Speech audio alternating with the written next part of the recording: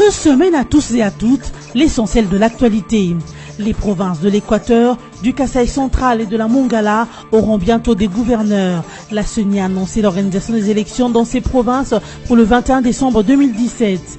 Déjà, du 15 au 19 novembre, les candidatures doivent être déposées et du 17 au 19 décembre 2017, les candidats battront campagne. Ces élections ont été ainsi programmées par la CENI pour remplacer les gouverneurs déchus suite aux motions de censure des députés provinciaux de l'Équateur, du Kasaï central et de la Mongala. Et puis le ministère des ITPR et l'agence congolaise de grands travaux ont inspecté les travaux de la route nationale numéro 1 Kinshasa-Mwanda. Ce dans le cadre du projet du port en eau profonde à Mwanda, dont les travaux vont bientôt démarrer. Parmi ces travaux est prévu l'agrandissement de la RN1 en 4 bandes standards internationaux des autoroutes. En sport, sachez que la RDC ne prendra pas part à la Coupe du Monde Russie 2018.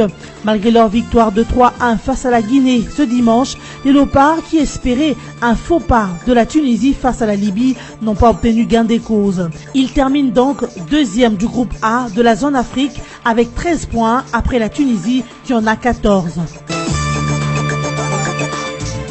Le projet de loi électorale examiné a déjà été adopté au niveau du gouvernement et sera déposé à l'Assemblée nationale au début de cette semaine. Une affirmation du ministre d'État en charge des relations avec le Parlement. Jean-Pierre Lisanga Bonganga a rappelé que dans le calendrier électoral, la CENI a prévu l'examen et l'adoption de ce projet de loi le 30 novembre 2017. D'où la conscience du gouvernement sur la grande importance de ce projet de loi. Lisanga Bonganga a souligné que son gouvernement est celui de mission et il travaille. Vu que le calendrier électoral de la CENI est assorti des contraintes, le ministre d'État en charge des relations avec le Parlement se voulut rassurant sur ce point et promet que si retard il y en aura, il ne viendra pas du gouvernement Tchibala. La Commission électorale nationale indépendante a annoncé le week-end dernier la tenue de l'élection de gouverneurs et vice-gouverneurs des provinces de l'Équateur, du Kasaï central et de la Mongala pour le 21 décembre 2017. À cette même date, la centrale électorale procédera à la publication des résultats provisoires après le vote par les députés provinciaux. Le dépôt des candidatures est prévu du 15 au 19 novembre 2017 et c'est là auprès de la représentation provinciale de la CENI à Mbandaka, Kananga et Lissala. La CENI va publier la liste définitive des candidats le 7 décembre de cette année. La campagne électorale prendra 3 jours, soit du 17 au 19 décembre 2017. Ici est de signaler que l'organisation par la CENI de l'élection de gouverneurs et vice-gouverneurs de la Mongala, de l'Équateur et du Kasaï central arrive tout juste après une série de motions de défiance et de censure déposées contre les gouverneurs de ces 3 provinces, ce qui a conduit d'ailleurs à leur destitution. Taïla Nange, gouverneur de la province du Sud-Ubangui, a publié samedi 11 novembre dernier son gouvernement 2 mois après son élection à la tête de la province. D'après les sources locales, il s'agit d'un gouvernement équilibré sous le plan de la géopolitique. L'actuelle équipe gouvernementale du Sud-Ubangui comprend 10 ministres, 5 sont issus de la majorité présidentielle, 2 proviennent de la société civile, les 2 autres de l'opposition et 1 indépendant. Au reste, pour parvenir à bien composer son gouvernement, Taïla Nange a d'abord consulté les différentes couches de la population. D'après lui, les différentes personnalités qui composent son gouvernement sont ceux qui ont obtenu le soutien de la population du Sud-Ubangui. 33 personnes ont perdu la vie suite à l'accident d'un train de la Société nationale des chemins de fer du Congo, SNCC, à Bouyofoua, dans la province de Lualaba, le week-end dernier. Ces trains qui se rendaient à Luena transportaient des marchandises en provenance de Lubumbashi. Plusieurs passagers ont aussi pris place en cours du trajet car il y a longtemps que le train est passé de ces côtés du pays. Alors ils ont profité de l'occasion pour effectuer ces voyages, a indiqué les habitants de Lubudi. Sur une pente, la locomotive a déraillé et a fini sa course dans un ravin. Ces trains avaient une rame à laquelle étaient attachés 13 wagons et les citernes d'essence. Dans le choc, les citernes ont pris feu, qui a surpris certains passagers en plein sommeil. Sur les 13 wagons, 11 ont pris feu. Motif de tristesse pour le gouverneur de la province de Lualaba, Richard Mouyej, qui a qualifié cette situation d'une véritable catastrophe. Bientôt vont débuter les travaux du projet du port en eau profonde dans la ville de Mwanda au Congo central. C'est dans ce cadre que le vice-ministre des ITPR s'y est rendu, accompagné de l'agence congolaise des grands travaux. Papi Mantezolo et le directeur général de la CGT Médari Lunga ont au cours de leur parcours dans le Congo central inspecté les travaux de la route nationale numéro 1 Kinshasa-Mwanda d'une grande importance pour la réalisation de ce port en eau profonde. La RN1 Kinshasa-Mwanda doit donc passer à une largeur de 4 bandes. Question de se conformer aux normes internationaux des autoroutes, mais aussi réduire les virages existants sur cette route. Avec la recommandation du chef de l'État, on vient d'obtenir la construction du port en eau profonde à Banana.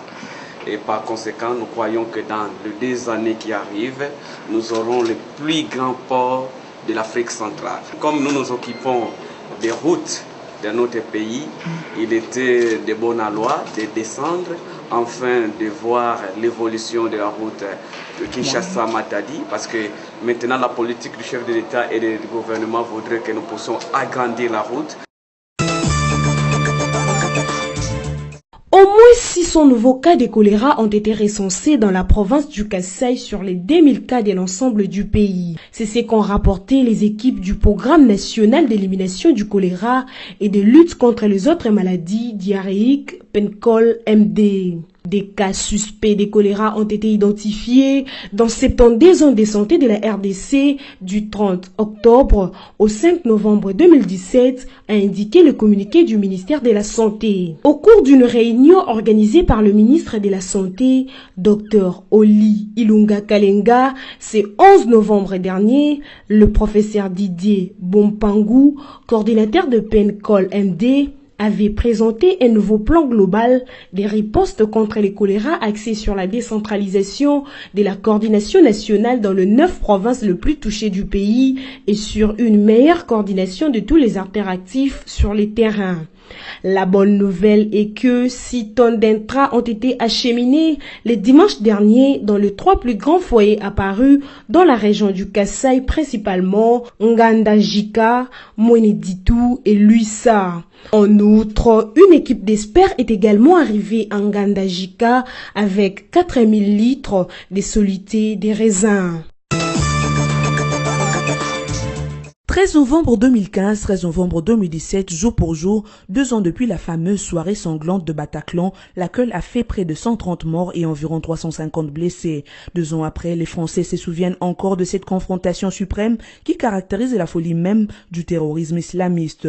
2 ans, dans la matinée de ce lundi 13 novembre 2017, plusieurs familles de victimes s'y sont rassemblées devant la salle de concert du Bataclan pour commémorer ces tragiques attaques y déposant gerbes de fleurs et marquant 1 minute de silence en mémoire de tous ces victimes. Pour partager ce moment avec les familles françaises, Emmanuel Macron, président français, s'est aussi rendu accompagné d'une forte délégation au 11e arrondissement de Paris pour s'incliner devant la plaque commémorative et y déposer sa gerbe de fleurs avant de pénétrer à l'intérieur du Bataclan, une façon de rendre hommage à toutes ces victimes qui ont succombé lors de cette attaque. Du reste, pour certains Français, cette soirée sanglante représente un moment clé dans la prise de conscience des Français sur l'ampleur du danger dans toute sa dimension. Une façon pour ce dernier de se rendre compte que le danger est toujours bien présent vu que l'ennemi peut habiter à 2 rues de tout citoyen français.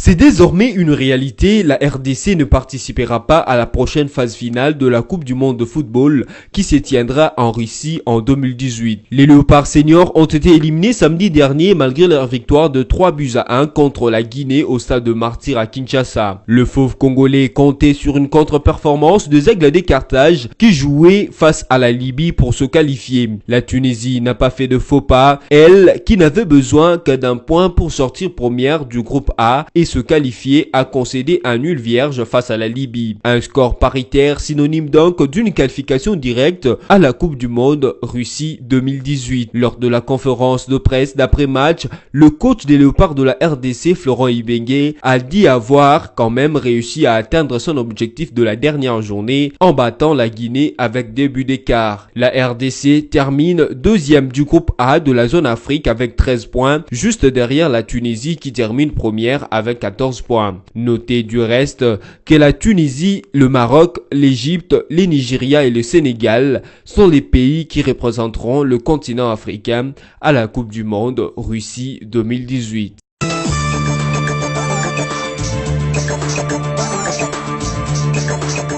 Mesdames, Messieurs, les rappels des grands titres. Les provinces de l'Équateur, du Kasaï central et de la Mongala auront bientôt des gouverneurs. La CENI a annoncé l'organisation des élections dans ces provinces pour le 21 décembre 2017. Déjà, du 15 au 19 novembre, les candidatures doivent être déposées et du 17 au 19 décembre 2017, les candidats battront campagne. Ces élections ont été ainsi programmées par la CENI pour remplacer les gouverneurs déchus suite aux motions de censure des députés provinciaux de l'Équateur, du Kasaï central et de la Mongala. Et puis le ministère de Ziteper et l'agence congolaise de grands travaux ont inspecté les travaux de la route nationale numéro 1 Kinshasa-Mwanda. Ce dans le cadre du projet du port en eau profonde à Mwanda, dont les travaux vont bientôt démarrer. Parmi ces travaux est prévu l'agrandissement de la RN1 en 4 bandes standards internationaux des autoroutes. En sport, sachez que la RDC ne prendra pas part à la Coupe du Monde Russie 2018. Malgré leur victoire de 3-1 face à la Guinée ce dimanche, les Léopards qui espéraient un faux pas de la Tunisie face à la Libye n'ont pas obtenu gain des causes. Ils terminent donc deuxième du groupe A de la zone Afrique avec 13 points après la Tunisie qui en a 14. Ainsi se termine ce journal. Merci de l'avoir suivi.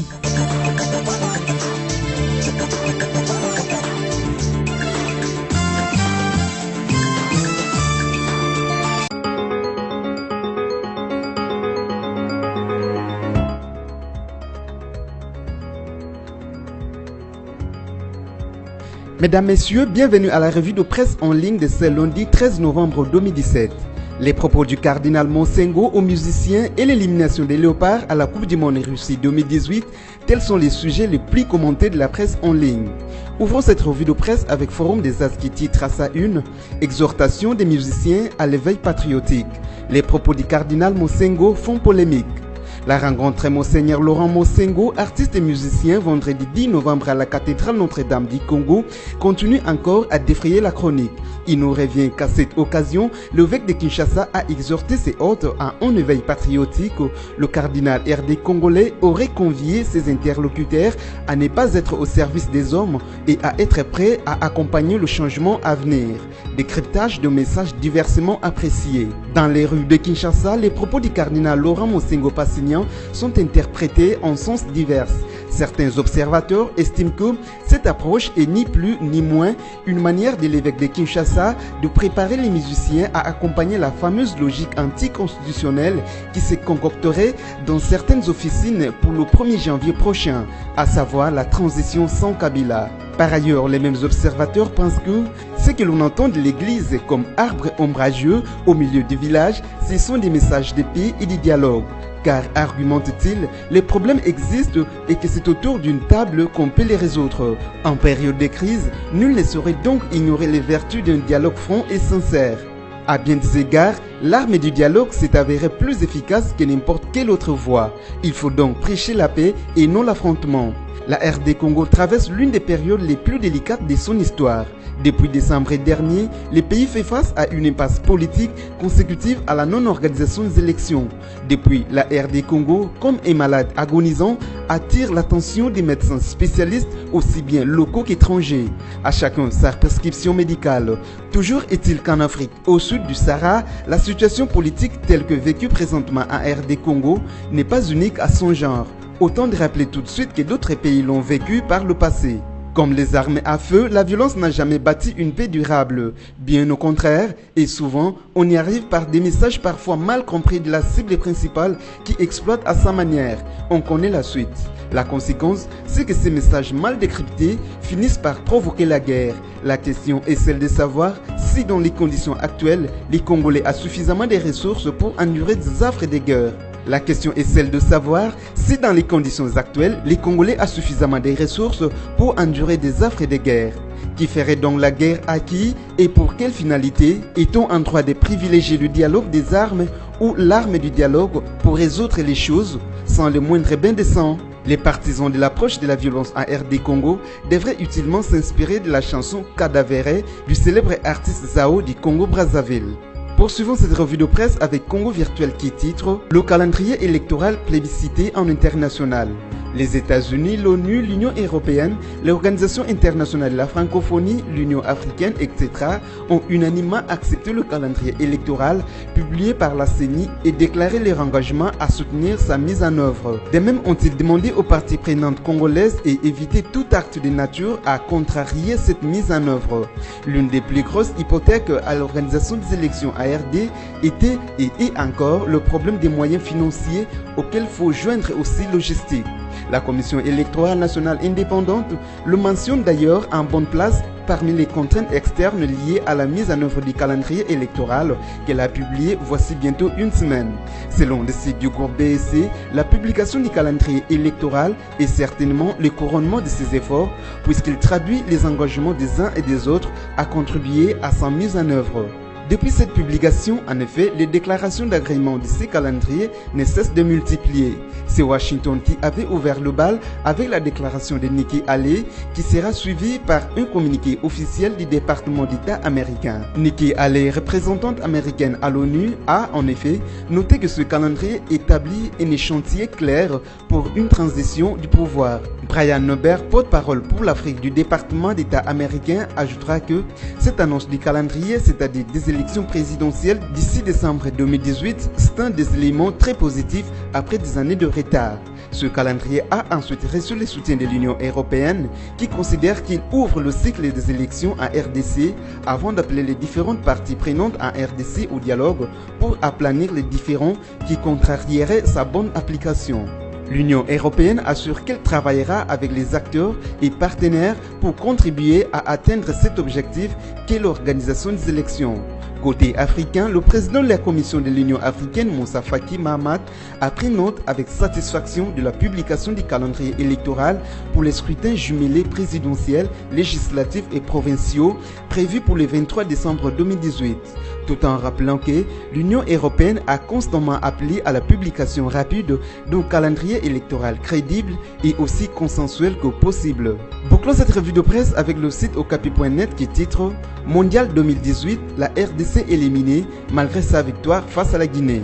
Malgré leur victoire contre la Guinée 3-1, les léopards de la République démocratique du Congo ont été éliminés samedi 11 novembre de la phase finale de la Coupe du Monde Russie 2018. Le site de la radio onusienne de poursuivre que les poulains de Florent Ibenge comptaient sur une contre-performance des Aigles de Carthage de la Tunisie face à la Libye lors de la dernière journée des éliminatoires de la Coupe du Monde Russie 2018 pour se qualifier. Le Tunisien avait seulement besoin d'un point pour sortir premier du groupe et se qualifier.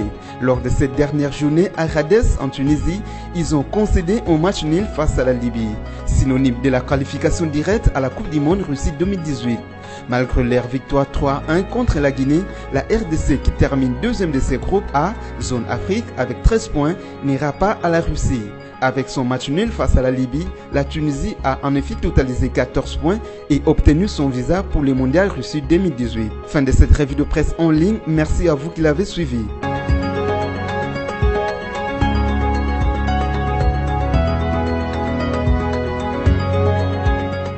Congo Panorama, votre magazine d'actualité est à nouveau dans vos bacs avec son édition de la rentrée et ses rubriques diversifiées. Coopération et diplomatie, 8 nouveaux ambassadeurs accrédités en RDC, l'Union africaine au front contre l'Union européenne. Séjour du chef de l'État aux Nations Unies, Joseph Kabila, très sollicité, étrange, le processus électoral est fixe et irréversible. La une du Congo Panorama est consacrée à l'armée. Réforme de l'armée, le FRDC montée en puissance. Votre magazine revient aussi bien sur le monument aux soldats congolais qu'à l'inauguration de l'académie militaire ainsi qu'aux différentes sortes de régiments et bataillons après leur formation. Économie et finances, découvrez nos articles sur la réforme fiscale en RDC, l'évaluation de la feuille de route du FPI, les performances de la SONAS au premier semestre 2017. En société, Maman Olive Lembe revient au chevet des enfants malades. Il est sur tous les fronts. Éditorial signé Yvon Ramazani. L'éditorialiste revisite les actions du chef de l'État qui aura joué aux démineurs aussi bien sur le plan de l'économie que de la sécurité, la politique, la réconciliation au Kasaï. Congo Panorama, c'est également une édition surprise spéciale Congo Central, une province qui se modernise. Découvrez les investissements et innovations comme le nouveau bâtiment du gouvernorat. Découvrez également l'interview bilan du gouverneur Jacques Badou et cet éditorial qui lui est dédié par Yvon Ramazani. Il a osé. Congo Panorama, s'investir pour un Congo émergent. Congo Panorama, toute l'actualité à votre portée.